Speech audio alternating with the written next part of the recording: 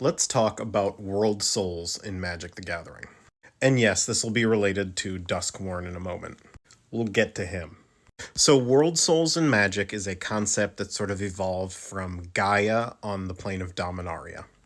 Gaia is the world soul of Dominaria. She is the ultimate elemental embodiment of the plane.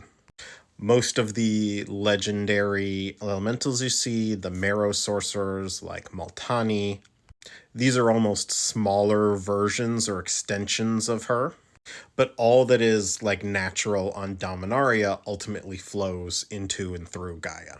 She's the subject of a lot of the faiths, especially of elves. On Ravnica, that ultimate elemental embodiment is Mat Selesnya, who is the world soul explicitly of Ravnica. At least the Selesnians believe so. And flavor text and evidence, it appears to be they're right. But then as we saw other world souls, things changed up a little bit. Progenitus is said to be the world soul of Alara. He was shattered when Alara was sundered and only came back together when Alara reunited. At the very least, Progenitus is like an embodiment of Alara, or the ultimate being of Alara, like an intelligence behind the plane itself. So even if it's not always specifically an elemental, it's sort of the driving elemental intelligence behind the plane. We don't know if all planes have one, but we know that Innistrad does. We know that Zendikar does.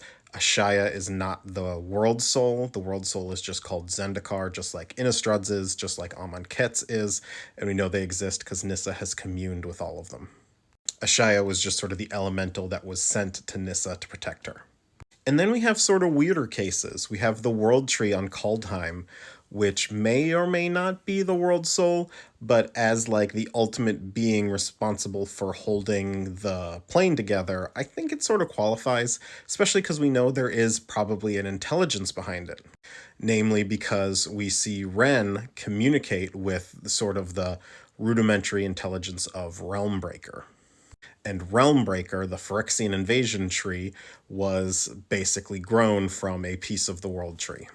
On Kaldheim, they have something called the Great Conduit, which is, rather than being based on like ley lines, it is based around the aether stream on the plane. And this is something that took Nissa a while to understand. She thought the plane was lifeless, and then once she realized that it was just a different thing than she was used to ley lines and mana and not aether streams. Once she realized what it was, she thought it was very beautiful. Now, to be clear, a lot of World Soul lore is sort of loosey-goosey, like Gaia and only a handful of others are actually like confirmed ones as to what they are.